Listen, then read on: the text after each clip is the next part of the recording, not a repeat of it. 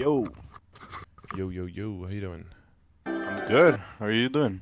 I am doing fantastic now that you're here. That's great. Yeah, it's already, Yes, we're a little delayed, sorry about that, but no, that's fine. I was having some quality time with my daughter in the meantime. with your what? Daughter, Oh, okay, the, yes. the little one, yeah. The bonding, Yeah, when they don't hate it's you yet. yeah. They don't really care as long as you give them food and you change your diaper. Yeah. You don't yell at them too loud. Yeah. Okay, well, that's nice. It's wholesome. So in between changing diapers, you still have some time to play MapleStory? Yes, because I took some time off from work to have to receive the baby, get her home. So I'm using the time that she's sleeping, and just extra time in the night to play it whenever I can. Okay. In And this is that a lot, this or? it depends. Some days could be more than others. For example, if usually Mondays and Wednesdays are more time to play. Um, Tuesdays and Thursdays maybe not that much, but it just depends. I try to since I'm not working right now, I'm just trying to take advantage of that time, playing the event, and hopefully playing a good chunk of the summer event that's coming back, coming up. Yep. That should be good So yeah, value for your time, yeah, always those big events, right? yeah, and I know like the objective for me. I try to write them in the first one. Is I'm not trying to go like 100% like full send. Just like try to create a plan so I can progress with it and doesn't have to be like can be on my own terms and time. Because if I try to do too much and try to like gain lost time from the last 3 years, I'm gonna burn out probably Yeah. really quick. Yeah, that makes sense. So it's more of a efficiency for the sake of making sure that you can make any kind of progress rather than to try to min-max for min-max's sake, right? Is what you're saying. Correct. And then trying to stay, because I know 3 years, almost 3 years, a lot of things changed. Yeah. I was even trying to carry. It wasn't really carry. Somebody asked for help on a Magnus, a normal Magnus. I just entered and killed it, and he said, that didn't count for me." And then I remember that they did the thing with the, like you got to do the 5% damage and all that. Yeah. And then I told them, "Oh, send me a DM tomorrow. I'll help you again." It's kind of the things that I learned from the, Yeah. I think the video you put on that's like coming back to Maple in 2024. I watched some of it, so trying to learn a little bit. But yeah, I just want to like make a path for my Lumi. I'm also thought about a making of boss mules, either one or two. Because even though I can't do, let's say, the big bosses just yet, at least to try to get money in the meantime. It's gonna be like a source to get mesos. That's not gonna be like the huge grinding sessions. Yeah, the long sessions, the large swaths of time is going to be the harder part, right? Than just taking Correct. 20 minutes here or half an hour here and then making a decent amount of money at least in that little bit of time. Correct. Like this, like the square up farming for mesos is it's not gonna be realistic. I know that most people don't do it anymore. Most people do grinding plus a little bit of meso farming. Yeah. When I do grinding, that would be fine. I don't care. But I know like realistically, bossing mules would give me more money for the time spent. Yeah. Once you get the build, I mean, pretty quickly, right? Because you get, I mean, a bunch of the characters you can get to like 200 with some leveling and some dailies and all that. You can get to 210, 215 pretty quickly, which should allow you to make like probably close to like towards a billion if you include the boss, but like 800 mil, something like that, pretty quickly. Which could be pretty significant amount of meso. Yeah. And then, yeah, if you have access to G skills and all that kind of stuff, that will speed that up, right? So there's definitely some stuff that you can do to fund characters, not just with your money, so that they don't become a huge meso drain, but a large percentage of your damage of a boss mule can be just free resources that you can't really use for anything else. and then they can start making their money, and then using that money to make the main character stronger, and definitely be a positive synergy.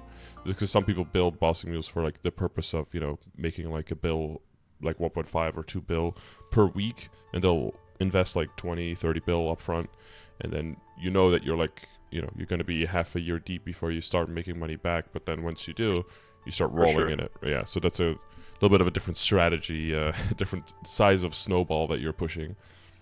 Yeah, I have my Lumi main, which it wouldn't even be considered a main for some people, but it used to be my main at the time. I still enjoy it. I still think I'm gonna play it. I've been invested a good amount of time, and not because of sunk cost fallacy. I just like it, even though it's not maybe as strong as it used to be before. I It's bossing, I have think, where people are like the unhappiest with it, right? But for mobbing, I think it's doing just fine. Yep, yeah, but I still like the character, so I guess that's the important part when bossing. I still remember how to do it mostly, and but for let's say other characters, I have a hero that is kinda in the process. I used to have an Adele before I stopped playing. That let's say at least has its CRA gear, has almost everything that it has on him. It's legendary potential, so it could at least could has a leg up in regards to making it a boss meal. But I thought about doing. I read about that the Dawn Warrior is like a easy class to try to work as a boss meal, and I thought about hyper burning that. I wasn't sure if I should use the hyper burn on that or use it on my main, like to try to get those 15 levels. But it's something that we can try to check. Yeah. Yeah, I mean, that is always something you can try. Just to make sure that you have a 260. It'll feel weird if you have a other 260 before your main, but I mean, level is one aspect of it. Level definitely up to 260 gives you access to the 6th job, gives you access to Grandis and all of that. But if you're a 260 with just some, you know, some boosted symbols and some boosted temporary equips versus someone who has, you know, backups and already has upgraded gear that doesn't even need those things anymore. I mean, it's hard to compare like number better, therefore it's weird, but it's just, you're just gonna have to be okay with that weirdness, I guess. I think it would make more sense, especially if you have time in the coming weeks, to just push harder on this guy, because, you know, you have magnificent growth potions are very common these days, right? Yeah. So those are free levels that you can get very quickly. And if that's you what I keep thought. doing- Yeah, not hyper burn it and just push on it, because it doesn't really need the gear to level, like Exactly. to train. It just needs to go and put the time to train. Yeah, and So the I'm trying. nodes and the I'm matrix yeah, and I'm trying everything, to right? Is see. going to be way more built now than if you were Correct. to start a new character. think- You get some free I nodes, don't know but why. I don't know it's why. not enough. I think for some reason I forgot to put the. Let me send you the old link. Just for a quick second. I have the VMatrix there. I don't know why it wasn't. Yeah, I just realized. Yeah, I don't see it. The thing is, I updated the link last second. I gotcha, Yesterday. gotcha. Let me see. By the way, for the somebody sent me this gift for Luminous. This is the second mastery core for Luminous. Training with the Morning Star, and with the darkness effect. Jesus. It's a Morning Star, not even the regular. Yeah. So there's like darkness particles that fly around and that like spread. And you see everything on the top right and everything is also dying from that. It just spreads. That's insane. But you're not even like attacking it. Well, of course this guy's very strong, right? It's probably like decked out of his mind, but the capacity for the mobbing is going to be quite nice. So I think the leveling might also be a little bit more hands-off and not as super, you know. Yeah, I don't mind. I can just watch something in the meantime while grinding. That's fine. Like your I dog. added the VMatrix if you want to refresh. Oh yeah, okay, let me do that. If you see something else that I'm missing, let me know. I think there should be everything else there, but just in case. Yeah, because I saw familiars. Yeah, familiars. I remember I checked our last session like 2 years ago. I'd had those familiars way before the familiar system changed, and it's funny because it's still just the same thing. So I know I should be very far off in familiar sense, but I need to check that on again. Did you have any? Yeah, well, back then IED wasn't even possible. I don't think on Correct. familiars, right? Didn't even exist. Yeah. Yeah. The meta, yes, before was just to get the spider for the loot, and that was usually about it. Maybe Yep. get it used to be like a big snail. I forget its name from Yeah, the the mutant Henderson's snail ones, for healing. and that was about it. Yeah, but I know it has changed a lot. Like almost any character, any card can give you what you're looking for, depending on what you get, right? Yeah, it depends on the rarity of the Yep. card. So yeah, every one of them basically. Yeah, there's the difference between the common and rare are the ones that drop, and then everything higher than that you have to fuse. Technically, unique can drop, but I think it's only from Lotus and from Papulatus and extremely rare. And then, as far as we know, legendary can also drop from Princess No, but that's even more rare. So that's not something you can count on. Focus on fusing, yeah. Yeah, way better. Yeah. Okay, so we're looking for mainly time efficiency, so that you can also say that you know, and kind of an upgrade path, like let's say short term and medium term, so I can just follow that. Let's say kind of blindly, unless something in the meta changes, and so I can just use that as a path. Yeah. Yeah. Since that, you know, I don't have a super high level Luminous myself. Are you in the Luminous Discord? And have you checked with people there? Because I'm not in there, so I can't check those things. Because we have some high up people who don't like me in there. But I'd just say there will be some information there that'll already be free. Correct. You know, when it comes to the Matrix, usually you have the order in which to level things, right? They probably are working on that. And then when it comes to Extra Matrix as well, there's usually an order of working on the Hexa Matrix, leveling it in which order to get more efficiency from your fragments once you get to 260. Probably. Yep. I haven't touched much on that, but I'm waiting to be closer to 260 to learn more about the system. Yeah, it's unless you have R260, you can't even get the currency really, so it doesn't mean that much to you right now. But you have a lot of space in your matrix now, right? Because of the changes. So you level up your slots all the way through to 260 and then you get all the slots instead of at 300. So you get them a lot earlier. Are you familiar with Freud's and how that works? Have you used that one before? I don't know why I took that off, but I remember using it. I think we went on a couple Lose It runs before I retired, and I think it's you used a 6-stack to have I think it was an iframe or something like that. But I haven't used it since I got back. I really haven't done bosses from either Lucid. I haven't done Lucid since I came back. I see that most people looks like they either run it solo already, or I don't see that many parties in the bossing recruit parties. I'm trying to see whenever I switch back to another guild that is not Scar Mules, because I know people usually go in the Mules part, just do their bossing runs and usually get out. So I'm trying to get to 260 and then try to get spot in the main guild. Probably can make some runs there, or just try to use the boss party search. Yeah, I think the main thing is boss party search is just when people do list parties, it just fills up really quickly. So there are never 6 or 7 parties in there, because if you check in there, it fills up and boom, and people go. Because there's typically more people that want to run than people that actually take the time to make a party. That's what ends up running. And then sometimes, I mean, the last time I joined a party on one of my characters, it was with level 270 people as well, who were just running normal, who had the same, because I think your combat power and everything, it was basically around the same combat power. They had 13 or 14 mil, or almost 15, I think, but they were level 270. So again, that's where that level discrepancy is.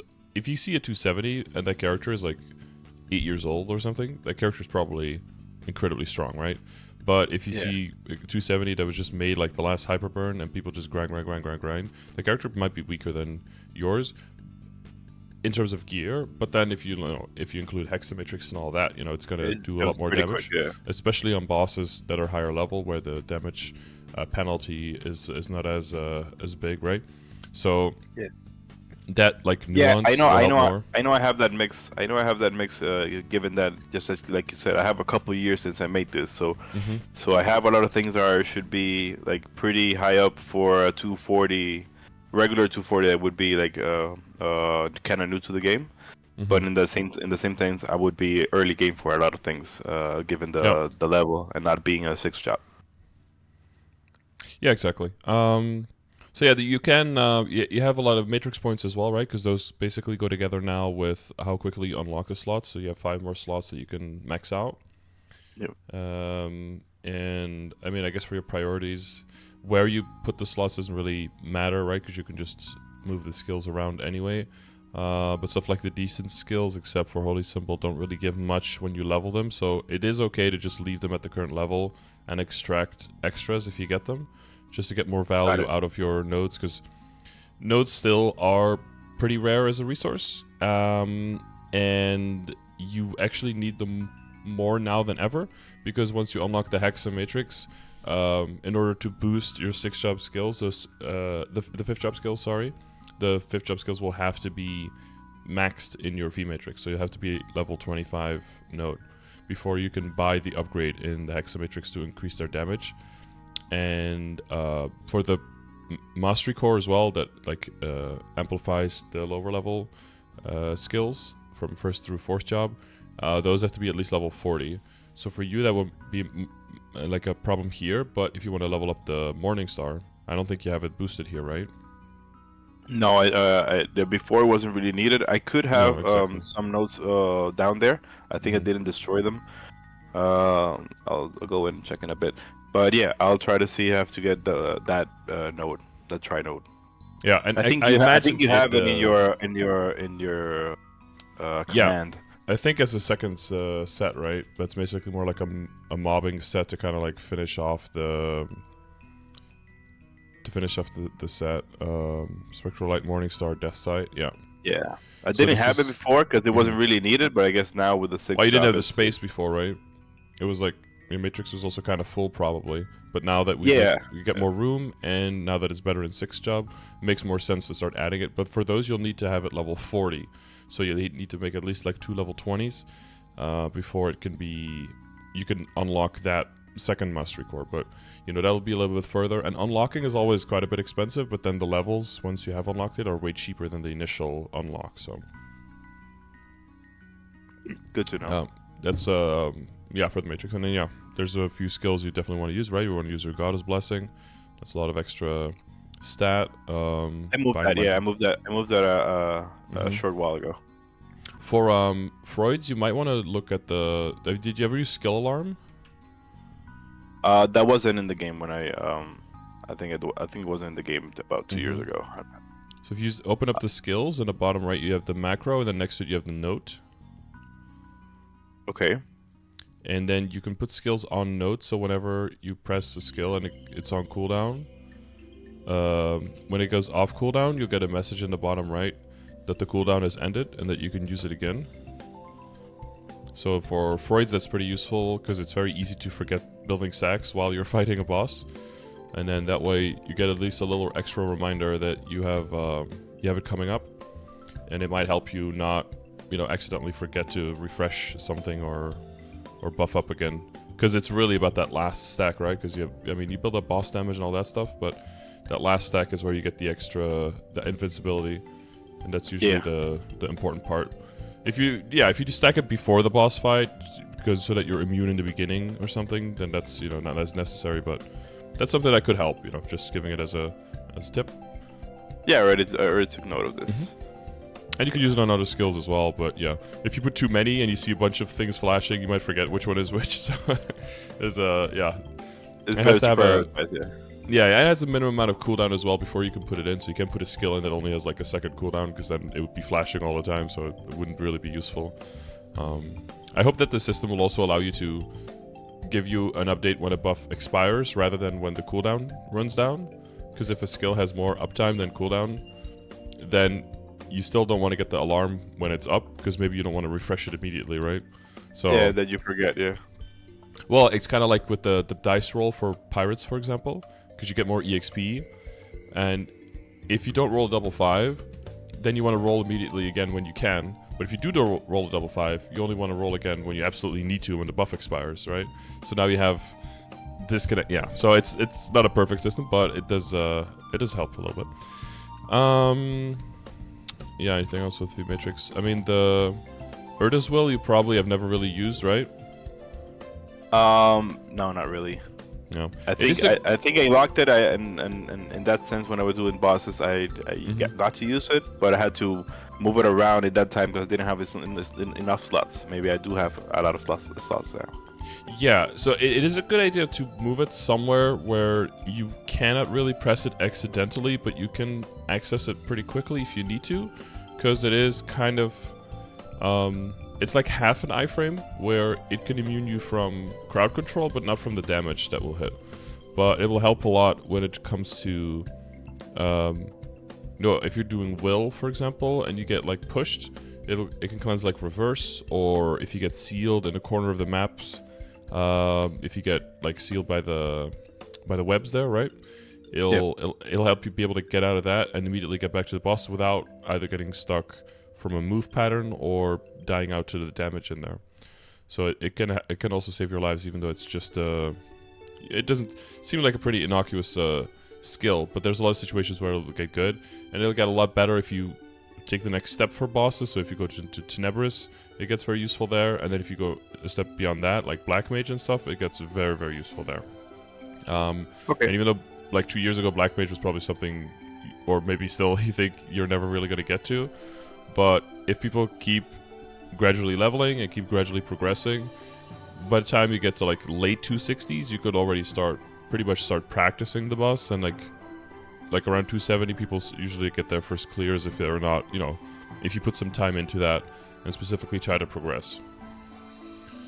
So it's yeah, for sure. It's far away because in the past it was like 275 minimum, right, to have to do it because of the damage reduction and everything. But since the damage reduction is lower now, you can go at quite a little bit lower level, and you get a lot of extra damage from 6 job. So people are ready at much lower levels now. At least in terms of damage, yeah. Yeah, exactly. Yeah, you just meet those requirements at a lower level number. Yep.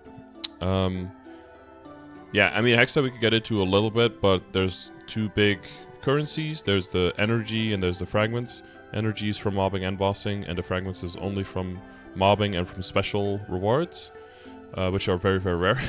So it's mostly just from mobbing. So usually the fragments is the bottleneck, and the energy usually, yeah, at the beginning you kind of use it up, but eventually you hit like the max of 20, and then every time you level something up, it goes down a little bit, but it goes back up to max typically before you can afford the next upgrade with fragments. So the bottleneck there is grinding. There's a booster that you can buy, which will allow you to get bonus. Oh, mine just expired. But basically, just like once a day, you can log in and you can just pick up the bonus, and then on every 6th day, you can get a bigger bonus for fragments or energy. Of course, you pick fragments there because that's much more valuable in our situation. And there's also a daily for killing, once you get to level 260, a daily for, once you unlock 6 job, I should say, because, there's not the same. You still need to do some work as well to unlock 6, but it's not nearly as bad as when 5th job came out and how long that all took, so it's not that bad. But once you've unlocked that, you get like a daily if you kill 3,000 monsters in Grandis. So if you're doing symbol dailies, just doing symbol dailies, you need to do a little bit more. But we'll also get you daily 12 fragments as well. So that builds up over time quite nicely, especially if you have limited time. So then you're just doing like, 3,000 monster kills, monster park, arcane symbol dailies that you still need to do, and then maybe some event dailies. You could probably get that all done within like 45 minutes to an hour. But in terms of gains you can make in that time, especially once at 260, you could also do Monster Park Extreme, right? That's also a lot of daily EXP. So that's good. That will give you like very, very solid daily EXP. Right now, and the Tenebris dailies are also very good. So for example, right now I'm working for my marksman to get to 250 to 260. And I do 7 Monster Park on it, and then the Tenebris daily, so Moonbridge, what's the other one called? Labyrinth and Limina. And I just do just that, and that gives me almost 15% a day. So that's like a level per week, even up to That's 260 insane. from just that. Yeah. This Monster Park, Tenebra's dailies, and Labyrinth Unlimited. You said, right? Yeah, just the 3 Tenebras and that. Yeah, that's about 15% a day, so that's a level a week. But if you add onto that, like once you get to 260, you add onto that Monster Park Extreme. Of course, the EXP you need per level past 260 is way higher now because they cut the EXP basically between 210 and 260 in half. So that's why.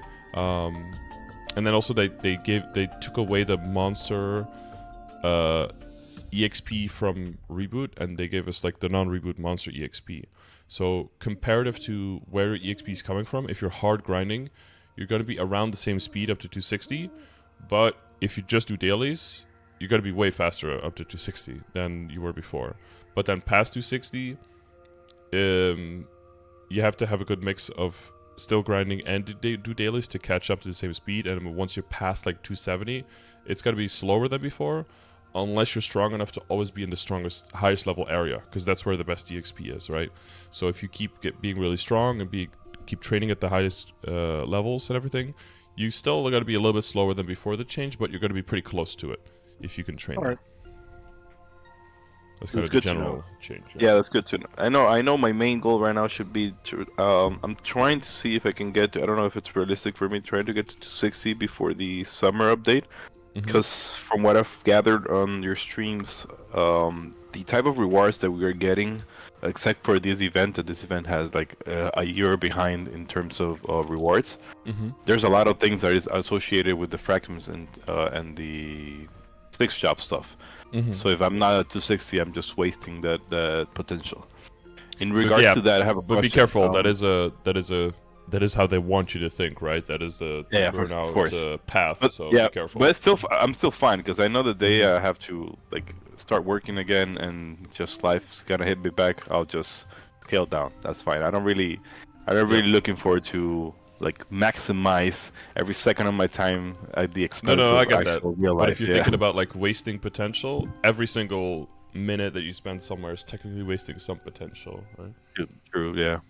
For example, I joined the... Except this is increasing your potential, right? I joined the Minor Picnic event, like, let's say it's 7 days from ending. And if you read everything I was losing, I would have gone insane. I just did my, I just did my 7 days, and that was fine. Oh, I lost 2 event rings? That's fine. Oh, I lost all this points and whatever? That's fine. I don't care. But don't you want to spend $3 per day to make up for the lost days, though? I saw that, and I saw that the fairy gifts has like the special passes now. It's like for $33, and you get all the things in the middle. When I saw it the first time, I said, "Oh, that was a new upgrade." Then I saw it was paid for. I said, "Okay, that's fine. Forget about that." I was gonna ask you just before we go on through that, is it worth it for me instead of like distributing my symbols on the different possible characters just to finish up this main? Not have to do those dailies anymore and just focus on the other ones, because the symbols for the Arcane River is almost done. Is it just worth it to push those and just get done with them and not have to do those dailies anymore? Yeah. So there is the daily EXP is also pretty high for the symbols, but the thing is that you can get the EXP up to once per clear, so you get the XP per day like 3 times per area, right? For once per daily. But if you're auto-completing, you only get it for the first one. So even though it could be good EXP, but it will only be good EXP if you did it 3 whole times. But you're going to be auto-clearing it anyway, right? Because you only need to do it once because you're skipping 2. So then you can only get a third of the EXP, so it's not even that impactful. What's more impactful is making sure that you do the Moonbridge daily EXP and the Monster Park. Yeah, and you can max these out very easily just by doing weeklies, right? That's 45 a week, and then because you know about that shift, right? From the mini games are weekly now. Recently learned about it, and it gives a good amount of symbols. It's crazy. Yeah, so it's 45, and it's a big chunk, and you can also get it done very, very quickly. So it would make sense if you have boss mules that are low level that would be like struggling with getting the funding, that it's basically more free funding for them to get more stat and to get them as bossing mules up and running a little bit faster. rather than finishing this faster and then being completely done here. When Makes sense. yeah, it's not like you have bosses right now that you could be doing next week where getting the extra arcane would give you bonus damage. If it was, then I would probably use them here, right? But you're not in that situation. You already have more than enough to do like hard will, and everything past hard will, your damage is, and your character isn't ready for anyway. So your symbols are like out leveling your level basically. So there's no need to boost them further, I would say. Yeah. All right. I'll do it that way. I just wanted to confirm because I felt that it would be like overspending them if I just max the symbols. Mm-hmm. Yeah, that's cool. All right, I got that. I think you were gonna say something afterwards, but I stopped you there. No, it's fine. No, there's always more to say, you know. I know I have a lot of myself. I have a lot of etc. items that could be like narrowed down. Most of them probably some of them have just phased out in the game. I'm not sure. If you have any input on that, that's fine. If not, because I don't really find any resource I can check like to see what type of items on there are just obsolete anymore. Gotcha. Yeah.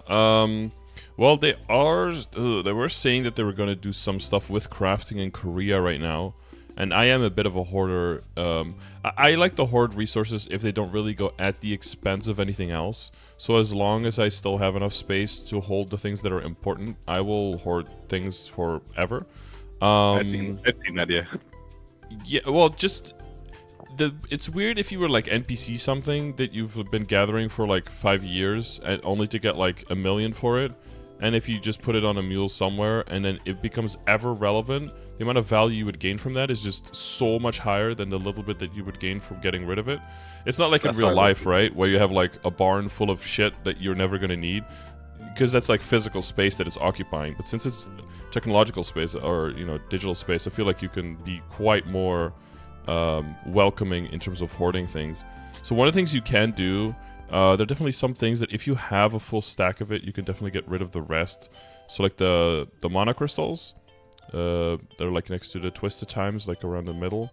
Those little black things. Like if you have one stack of those, you can definitely start getting rid of anything else if you have more than a stack. So you're working on a second stack now, so you know once you get past 2 stacks, then you could definitely just drop them because you get them from everything. You get so many, and the basic spells, I think, that are right next to it, the green things. Same thing for those. Like if you have more than 1 stack, like as soon as you have like a second stack, just toss it out.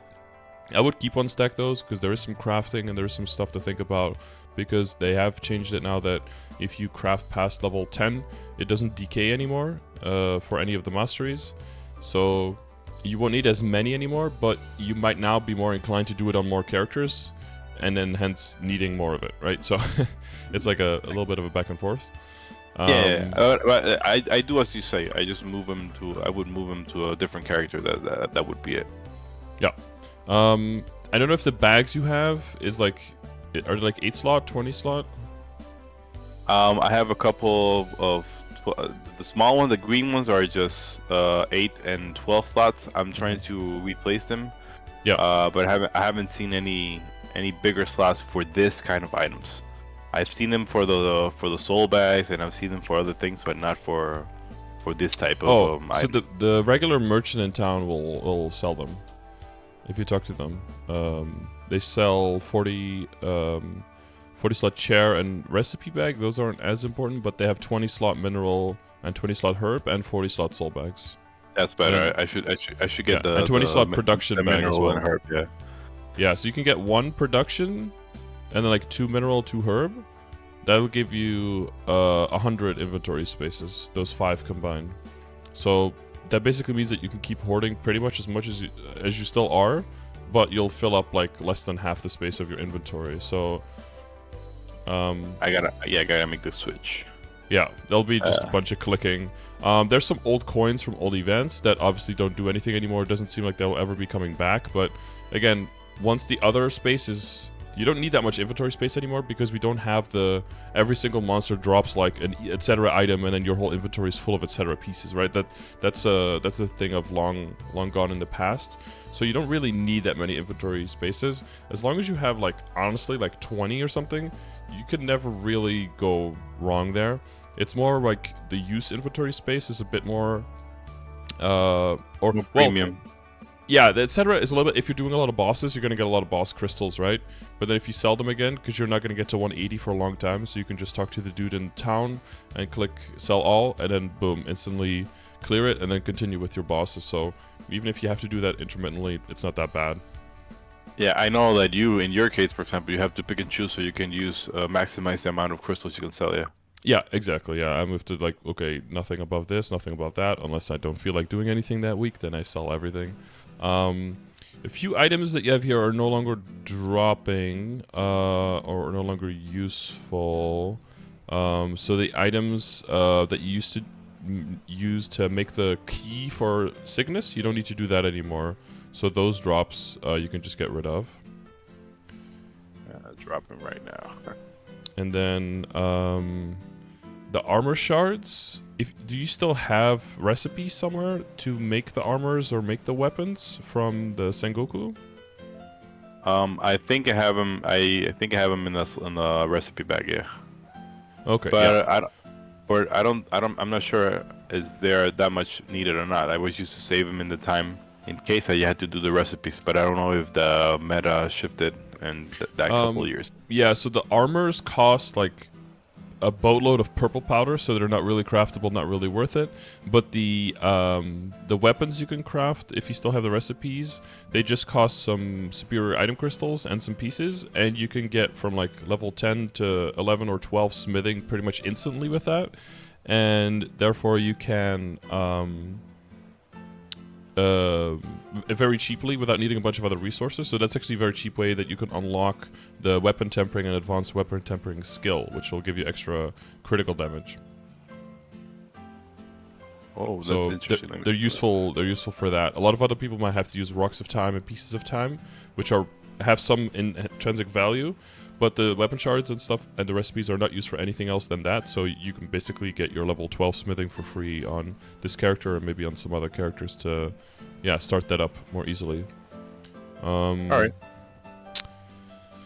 Oh yeah, the Crusade coins. That whole system is gone. I just read it that they were redeemable until January, so I'm just throwing them away. Yeah. So you can hold on to them if you want to, but it's just going to be fluff in your inventory. Yeah, with space a little bit. Yeah. There's some other items that are like not longer useful right now, but again, like if you move everything over into the bags, you'll have so much space that you can hold on to a little bit of it, and it won't be clogging anything up. So. Yeah, that's fine. Given that with that tip for the bags, because that wasn't a thing before that you could get bags so big for the merchant. Yeah, you had to get them from from Gachapon or something. That's where people would get them, or special events, and then I'll just get one of those, and if I need more space, then I just recheck the items again. Yeah. I seen your storage. You are holding on to the like the reindeer milk and the dews and stuff, because we have so many power elixirs. You can really just NPC those because it's a decent amount of mezzo because they're pretty expensive potions each. So I just always NPC those, and then you can use the elixirs if you ever need, another character. They used to be for meals, but exactly. I think they're obsolete now. Yeah, they do actually add up to being an okay amount of money, which is nice. Let's see if there's anything else in there. This is all a good collection of stuff. Oh yeah, same thing with the up top. You have like the the Sundays or something, whatever. Same thing with those, right? You can just NPC those. Very special Sunday. Yeah, it's extremely special. I did a couple characters not too long ago, and I didn't need any mastery books. Are they obsolete or just for a specific type of character? Every single character's skills just instantly maxed, and they don't do anything anymore. Yeah, you can keep them for nostalgia if you want. You can't even buy them anywhere anymore. They're just completely gone from the game. Later than they needed to be, but they are. Nostalgia is a hell of a drug. Exactly. Yeah. Again, like if you have the space, you can put them somewhere. But if they I know what you mean. Interference, you get rid of them. You have a lot of different kinds of familiars. One thing you can do is if you have small stacks of familiars that aren't part of a familiar set somewhere. So that would be the first thing I would look at, right? If you have familiars, you can give them to a character that can't even access that area yet, and then put the familiars in there. And if you have one of each for the set, you can unlock the badge for them, and then the first badge you unlock will unlock a second slot for them for a second familiar.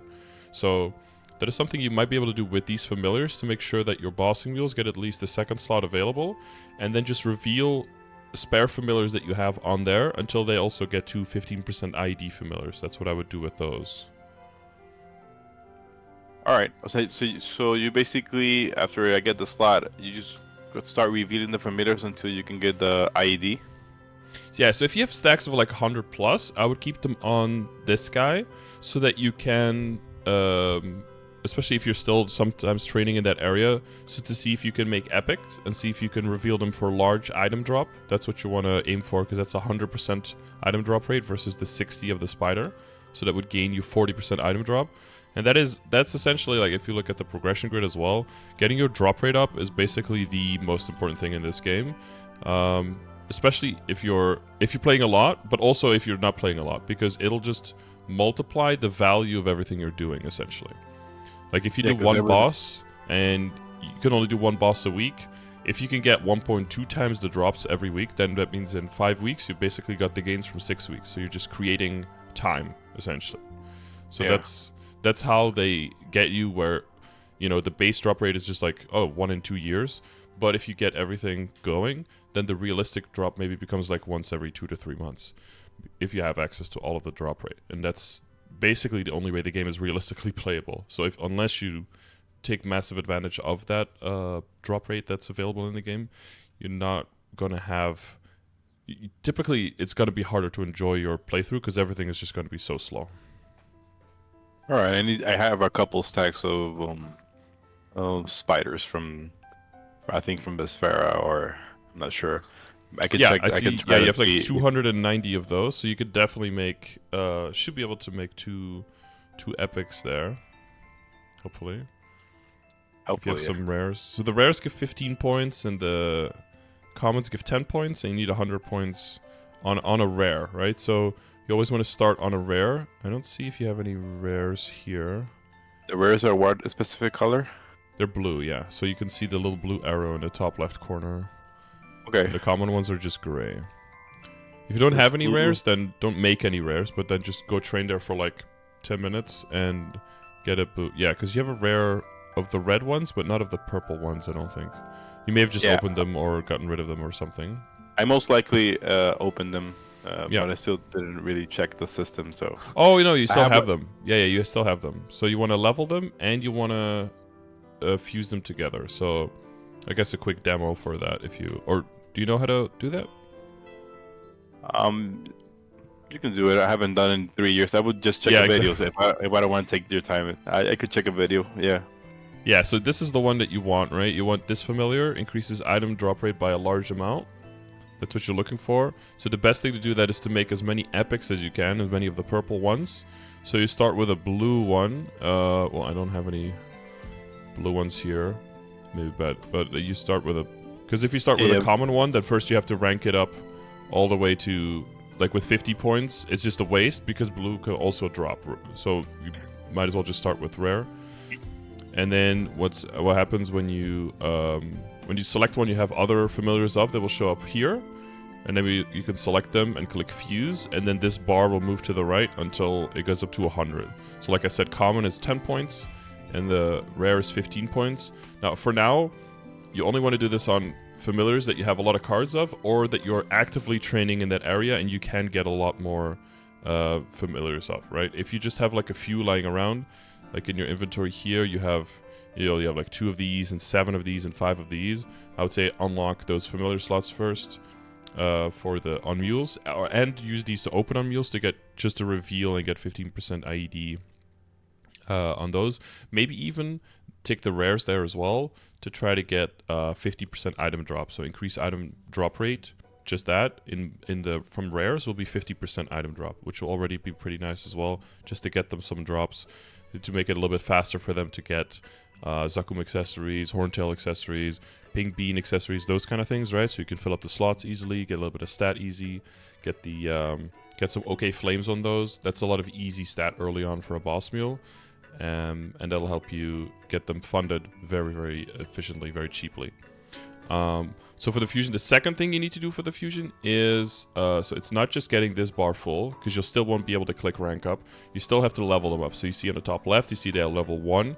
You want to get them to level 5, max level for heroic servers. In order to do that, you have to select them in your setup and summon them. Like this, boom, boom, and then summon them. And then kill monsters near your level while they are summoned. And then that will increase their level over time. You see these are already level 5 because they have been with me for a long time. And this one is still level 1. And that little bar below it will fill until level 2. And then when it's all the way to level 5, then you come back collection, go back to fusion, select your card, and then you'll be able to click rank up. So there's 80% chance to rank up to epic. But there's only 40% chance to rank up from epic to unique, which will mean you have to do the same thing again. Start with a purple card, but then you'll need 150 points, and then only 40% chance, so it's much more expensive. But so since large drop rate can exist in epic, you can look at the numbers as well under ! familiars and check the details. But it's, trust me, it's way cheaper on average to just go mass epics until you hit the large drop rate, and then you can start making uniques to make sure that you can hit boss damage, large IED, large healing, that kind of stuff. I got it. Even though I was silent, I was trying to see it in real time with my cards again. Mm-hmm. I'll just double check the VOD to see which I can make use of them. So it's you always got to do either the 100 or the 150 from the fusing down below before then you can get the levels to rank it up, right? No, you can level it up first as well. You can. It doesn't matter the order. They're separate systems, but both have to be met in order to try to rank up. Okay. So if you have 2 slots, it's usually what people do is they get 1 drop familiar and then 1 familiar that they want to rank up in there while you're killing and while you're trying to get more familiar cards, for example. And then, whenever it's level 5, you just switch them out for another one. But right now, you see you have 200, you have almost 300. So with a little bit more, you could try to get like 3 rank ups. Oh yeah, and if it fails, you don't lose. You do lose some of the fullness, but you only lose half. So in the 80% chance where it fails, it goes down to 50, and then you just need to put 50 more in, and you can try again. So don't spread the cards now over 3, because if one fails, it's 50 will be stuck in there, and then you have to get 50 more cards to try again. So do them 1 card at a time. So it's basically you gotta work on that a little bit of familiar farming then. Yeah, I got it. Yeah, for the main character, getting the large drop rate, the earlier you can get that, the better it is, because it sets you on path to success, essentially, for your game. Because it'll mean more familiar cards after that. It'll mean more drops from bosses. The ring boxes, you remember Tower of Oz, those really strong rings? Those are Yeah, those are now in boxes from bosses as well, also affected by drop rate. So the sooner you can hit those, it'll be huge exponential increase in damage for you as a player. Once you get to, trying to get Daybreak pendants, all of the Dawn set accessories, and then once you get into Pitched, it'll be more drop rate from those, and then once you get into, with 6 job, the fragments dropping from the monsters, it's all affected by drop rate. So the faster you get it, everything stacks up, yeah. I usually stay, when I'm just going around, I usually stay on my drop rate gear. Mm-hmm. Given that I have the damage to kill everything that I'm you have the damage, killing right now. Yeah, put drop rate on, for sure, yep. Yeah, in summer we should get full character presets, so that means that you can just set up what equip do you want to wear, what hyperstats do you want to set, what legion do you want to be in, what link skills what you want to have on, and then with 1 button you'll just be able to switch between 2 situations. That way there'll be a lot of transition time that we are now spent just clicking, dragging, You might not have you might not have full, complete, distinct set yet of damage and drop rate, but soon you will, and then it'll be a huge time saver for that. So yeah, those are things I've been checking. I have, for example, before I left, most of the things I have right now are things from before I left in terms of gear. Mm-hmm. I know having them in legendary, some of them are good. I know I should not have that many of those maybe event rings carrying around, because most of the event rings, or all of them, I think, you can't really star them. Mm-hmm. But that's something, whenever you can give it a look, that I would like to know what would be a good path for it, because I know I should be pretty behind on the curve in regards to the items for gear and all that. Yeah, but well, back in the day, in general, the amount of value from individual pieces was higher because the value from other like alternate characters was much lower. So it didn't make much sense to try to spread them out, because it would just take away potential from your main character. But in the current climate, yeah, it makes much more sense to maybe have like up to 2 or something event rings per character max, and then give them to another character to make sure that a boss mule can get like an easy damage ring, for example, right, without having to spend the money. That's now way more obvious, but back then it wasn't. So now it looks weird if you look at this versus someone who started playing 6 months ago. But for that time, it makes sense that you're in that situation. I guess for the rest of the use inventory, there is not that much to criticize. You're probably at the point though where like a lot of your cubes and flames maybe, we'll look at that, but cubes probably aren't useful here, right? So what I do is I just throw them all into the storage, and then whenever I'm on another character that can maybe use them, I take them out pass there. them around, Yeah, to make sure that it's always, because they're all time limited, right? If they weren't time limited, it wouldn't be such a big deal, but they're all time limited, so it's more of that like losing value, losing value kind of thing. It happened with the event ring cubes I got from the Minerva Picnic. I had to use them on another secondary character because there wasn't really much to use them in this one. Mm-hmm. And, yeah, that's that's what I mean. It's just not to let them go to waste. Yep. The blades you have from Commercy, I don't know if you want to hold on to those, but those can't do anything, so you can get rid of those if you want to. So you have the orange one and the purple one. The cubic face. Yeah. Yeah. Mm-hmm. Those two, and then the you have the lightning thing as well, right? That you needed to make the key from Cygnus. The other item part, you can get rid of that one. And then you have some town scrolls, which you almost never get stuck, and pretty much always will have a teleport rock anyway, right? And the guide you can also use to teleport to a lot of places. So that's probably kind of a dead inventory spot. Other than that, like whenever I had the full stack of the soul enchanters, so the yellow ones or the blue ones, if you hit a full stack, that means you can just throw them away, because you really only need to get one item to soul at a time. And if you have some blue ones, then you'll never have to dip into the yellow ones ever. So, I mean, I keep a stack because they will drop every now and then, but then as soon as you have more than a stack, you could just toss them. Yeah, throw them away. Yeah, the Princess No effect, that's one that I hoard, but it has absolutely no value. I mean, if you like it, then you can use it, or I just throw them on a mule and have them gathering dust somewhere. But for an inventory space on your main character, I wouldn't have them there. So if you wouldn't be playing MapleStory, you would think you would be a data hoarder? Maybe. I mean, I think I would be like a reseller, honestly. Something like that. Like buying cheap stuff and then just trying to pawn them off and sell them for more, and then until it goes out of control, and then do like a big clearance sale kind of thing. Something like that. What else is in here? You have a lot of Honor EXP in here. Honor EXP also important for the summer, where we're going to have 3 inner abilities instead of 1. I heard you. I'm holding them. Well, you can already use them, right? Turn them into Honor. They do stay for a while, but you're going to need millions, probably. So I don't think it's a... I mean, once you get like over 2.5 to 3 million, then maybe you can, from there, start like holding if you don't really need them at that point. But I would use them.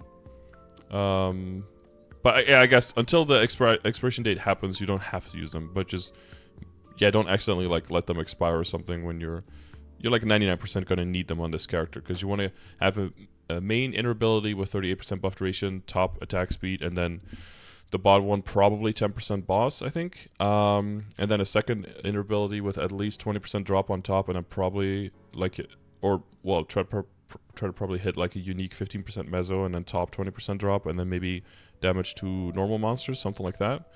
Yeah, for mobbing. Yeah. So the second one is like mobbing plus opening boxes for bosses, and the first one is just purely for bossing.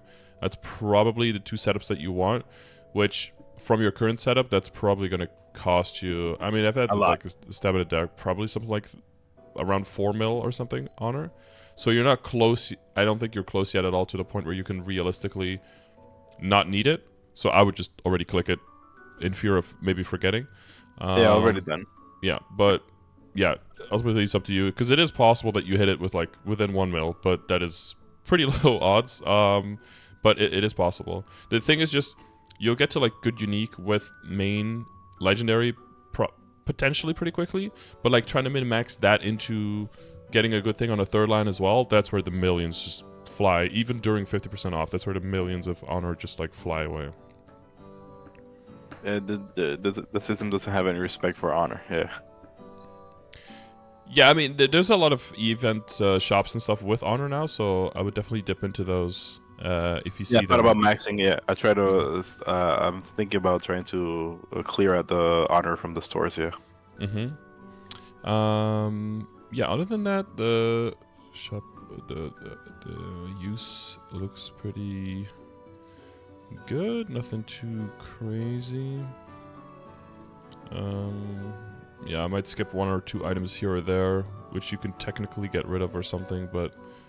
yeah, that's fine. Don't worry about it. That already cleaned up a lot, right? Talking about... Yeah, with the familiar stuff that I haven't touched them, that's why I don't really move, but given what you told me, I can clear out mostly, like, half the spaces, so I would be more than fine. Yeah, so just check for badges, and then the list, and then you can check the areas where you have a lot of them from. So I think that's mostly... the swamp badge, the last one, right? And see if you can just get a few that you don't have yet, and then just put them into storage. And then on any character you want to make a boss mule, just take 1 of each out, just double click them, put them into the collection, and then you'll be able to check on that character in badges that you have an extra badge. And then for the setup, you'll see that the second slot will unlock once you do the little quest here on the left side that will pop up once you unlock 1 extra badge. And then whatever you have left, you can. If you still have stuff left after you're done with the bossing mules, and after you got like 2 15% IEDs on them, or with the you can then extract them, right? If they're not 15% IED, if you get them 2,000 points, then you can also buy booster packs in the shop. But you know it's 2,000, so you're almost never gonna get that just on a side character where you are just opening some spares. You get like a few hundred there, but on your main character, if you have so many and you keep coming, but they're all from different areas, so you can't make them into epics, then you can do booster packs once a day, which, you'll probably get it much less quickly than that. But they can give you cards that are not in certain... that you cannot get in the game otherwise, but that are part of sets to maybe complete certain sets with extra stats that you might like. And they can also give epics at a low chance, and maybe give you those lines that you're looking for. So I've gotten like epics with large drop before from the booster pack as well. So that's a small little extra that you could do with the ones that you extracted anyway. Yeah, trying to gain value from the waste. Yeah. Exactly. Yeah. Okay. And then I guess we get to the equips. Let's see. Okay. So there's probably some old stuff. So first of all, there's some metals here I see on the right side. Most metals, if you check in game and go to the metal screen, you can if they're in there, you can click them and reissue them, and then you can just get them back at any time when you do want them later. So when you drop a metal, it should give you that pop-up like you can't pick it back up when you drop it, but you can reissue it. So as soon as you see that message, that means it's good. You can just toss it, and you can reissue every individual metal up to like 100 times or something.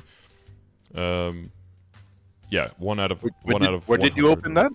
That's a specific yeah, the metal tab. So it's under. Oh yeah, Oh, if you use escape now, you can open up the menus, right? And then you can use the left and right arrow key to go through the things, so you don't need to like physically click here anymore. So that can change a lot of. Well, it can save you a lot of time just finding the thing, but also it can take a lot of keys off of your keyboard settings, maybe. Which is a good thing, because we're getting only more and more skills. So the more of your keyboard is available to use skills in game, that will just make it easier. Like Legion is for me never on a button, because I know that's like escape right, triple down. Guild is escape left, double up. Like that's where I find these things now. It's only annoying if you have something else up and then you press escape and then it closes it.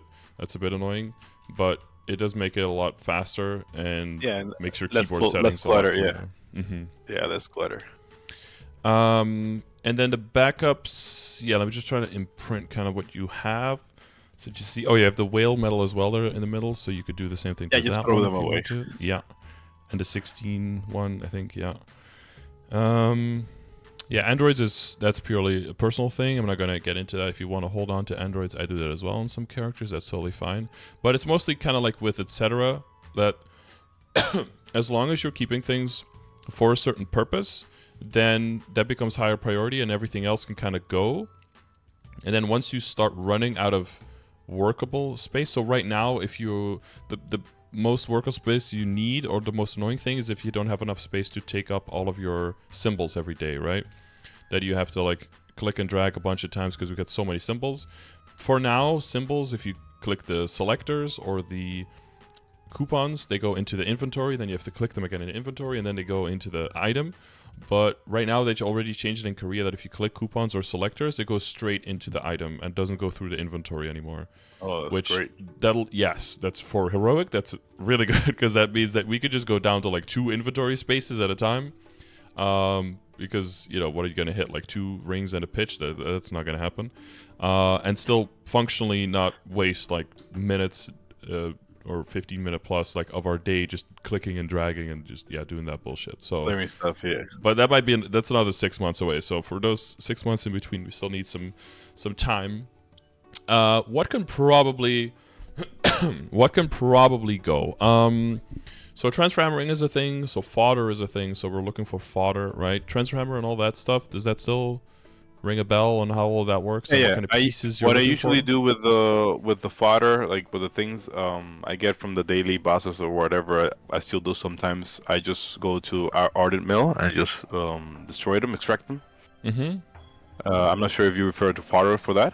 I know, or you mean fodder like when you have extra rings when you are going to be booming them. That's fodder for you. Yes, yeah. Yeah, cannon fodder. Okay. Like you're just trying. The purpose of the pieces is almost to boom, but the purpose is only to be transferred into something else through transfer hammer, essentially. Yeah. I think I vaguely remember that some of items here I keep them just for that. But if you like give me some pointers of what I should no longer hold, that would be appreciated. Yeah. Yeah, because you might have been more in the era where you would keep things to fodder into High Star Force Absolab. Correct. But you already have Legendary Absolab, so now you probably wouldn't do that because then you have to redo the pot, and then a lot of that initial investment is destroyed, right? So then it make more sense to go towards Arcane. Arcane has been getting just more and more and more easy and more realistically achievable for everyone. So like fodder, 150 fodder into 160 into Absolab has become less and less popular. I still think it has a very good spot in the meta, especially on characters number 3, 4, and up, basically. For character 1, obviously you're going into Arcanes, but the general rule of thumb is if your Arcane is going to go past 19 stars, then it makes more sense to just keep Abzo at 17 and go for Arcanes as quickly as possible, basically. But if your Arcane is most likely not going to see 19 and definitely not going to go above it, it does make more sense financially to just go for 21 or 22 fodder if you want to, into 20 or 21 Abzo, because it'll be cheaper, faster, and stronger than going for Arcane.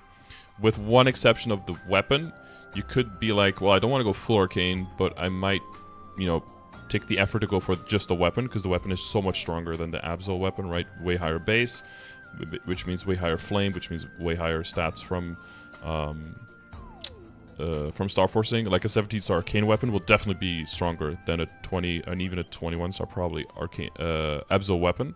But the armors are a different thing, because the base stats don't nearly go up that much. And the set bonus also doesn't get that much crazier. So one setup could be just full 20-star Abzo, be done with it. You could go 21, but then you have to 22 down to Transfer Hammer, which is significantly more risky at the upper end for the fodder. Not that much more expensive, but more risky, and also not as necessary, I think, is the keyword there. So as long as you know kind of where the character wants to be. So this is something you can think about if you're trying to make a character, like if you're Dawn Warrior Bossing Mule, right? If you want to get it to the point where it can maybe do like Hard Lotus and Hard Damien, and normal Tenebris and everything below, but you're not really trying to make it a side character. You're not trying to go into pitch boss waiting room and, go super crazy on the 6th job. Maybe you'll just get the Origin and unlock the Mastery Core and kind of see, that kind of stuff. Then transfer hammering the fodder into Abzo, that kind of stuff can be very valuable there, because you don't have to deal with Arcane, you don't have to deal with Hard Lucid and Hard Will parties necessarily, you don't have to deal with normal Lucid, normal Will runs to try to earn your own Arcane, any of that. You can just get the strong Abzos, get decent potential on it, boom, and then just do your bosses, basically, and then, leave it there. So either that, or switch the weapon for Arcane Weapon if you do want to do normal Lucid for a while, or you're strong enough and you want to do Hard Lucid in a party, maybe get a box, or maybe buy it eventually. That's where you can use it, but if that's not the purpose for this character, then basically all the 150 stuff you can get rid of. Yeah, because they don't have a function. The 140 stuff, if it's epic, I like to give it a star and transfer it up into 150 stuff if you were to do the thing which I just talked about, because that way you just get free epic, right, when you transfer hammer over. Yeah. But if you're not doing that, then all the 140 and all the 150 stuff can basically go. Of course, except it's 150 stuff that you're using for yourself, right? So obviously superior belts, if you have spares of those, that's something you use as is. When I say 150 stuff, it's just the 150 stuff that would be fodder for Abso. So shoe, cape, glove, shoulder, weapon. But weapon is typically contained in use item, right? The pieces of destruction, I think they're called, with the dragon on it, right, from Vellum. Yeah. So mostly what you're keeping for fodder is the 140 stuff, the stuff that you will allow you to get high Star Force superior accessories without needing to blow up a bunch of superior accessories, because they're so rare and they still take so long. Helix is... Have you done Helix already since you came back? Since I came back, no. I need to retrain myself how to do it. I don't know if it changed a lot or something. Yeah, it changed a while ago, but I'm bad with like knowing exactly what day that was. But basically you have one entry a day, so you have 5 lives, but if you fuck it up, then you just can't run anymore for that day. So it's pretty valuable to get that run in, and the coins are transferable, and the drops is the belt and the earring, right? And so the ring independent you have to buy with coins if you want backups. But you have full set, right? Right now I have full set, yes. Yeah. And then you have... But I know that's something I should get, one still, belt backup? Yeah. Yeah, I have one superior belt backup, yeah, that's about it, yeah. Yeah, superior belts and earrings, hopefully you can get those. But like Helix is a pretty important daily to put on, just to have the backups, just to have the possibility to make the upgrades later. And then also, if you have enough, if you can get lucky with the drops, that also means you won't have to transfer hammer to realistically get to the Star Force you want. And if you can skip that step, that means that you can get more value from your money. Because basically the reason you use fodder is to generate lower risk, right? The cheapest is always to just do it on the item. But then there's the high risk of if it booms and needing to get backups, and that costs you time. So the riskiest would be to make like a 23 star, right? Fodder, and then transfer hammer it to get your 22 end, and then you only need one of the end result. That's the least risky. But then the price and the cost and the time upfront for making a 23 is insane. So the middle ground is usually you make a 21 into a 20, and then you try to tap it from 20 to 21 again, and then if you have enough backups, you try to go for 22 like the whole way through. Because by then you'll also have good potential that you'll want to have redo again. So if you have like 6 or 7 backups at that point, or access to that many, then it makes sense to like tap it all the way through. But some people will just stay at 20 if you only have one, for example, or they'll do 21 to 20 on a second one if you have one backup, and then try to get that one at 21. That way, if it goes, you can just you retire your current 17 star and it'll become a backup in the journey to 22. Or you can, if it doesn't go, you can just keep your current one equipped, and you don't have to re-Star Force it back up to 17 after you transfer the trace, right? So in both the positive and the negative situation, it's a better outcome. Some people will do 22 on something like the pink bean belts or the reinforced belts, right? There's your fodder for belts, and then try to transfer that and get to 21 immediately, and then just save forever. It comes down to a lot to the person. Some people just want 22, otherwise they're not done. But you can finish this whole game depending on the pace you want to do it at. You can finish this whole game without owning a single 22. Maybe exception of like liberating your weapon, which comes at 22, so you don't really have a choice there. Without really that much trouble. But if you're always trying to push the endgame and trying to push the envelope, 22s will make that a whole lot easier, of course. But the efficiency of that last star is insanely low compared to everything else. So, with that same amount of money, you could be funding like a whole bossing wheel, for example, and then making much more money every week, right? Yeah, it's always looking at the alternatives. So is there? I may be out of place here. Are the superior items have a replacement aside from pitch boss set items? So it's mostly pitch, but there could technically be a combination of the daybreak pieces and pitch that technically is like a little bit better, but it gets really difficult because you have to have very, very specific pieces there and 22 and everything. So basically, no, it doesn't get replaced by anything except for pitch. Basically, that's fine. For my sake, it would be basically no, right? Well, yeah, and it only by that time that you could replace it, you'll have like full 22 superior, so it'd have to be like full 22 pitch as well, which could be like easily like a year into running pitches, like solo at least, before you can realistically start moving out. So that's sure. And that's why running and never missing and everything. So for you, that might be even longer than that. So yeah, I mean, you can get lucky early on and get a drop and actually hit, but the most of the ones that you can hit early and that you can get from pitch don't replace superior, right? Because these are things like a book, maybe like a book, badge, emblem, even pendant, ring, eye, and face, like all don't replace superior. They can all just coexist because they occupy other spaces, or they occupy the same space, but there's multiple spots in there, so you can just equip them next to each other.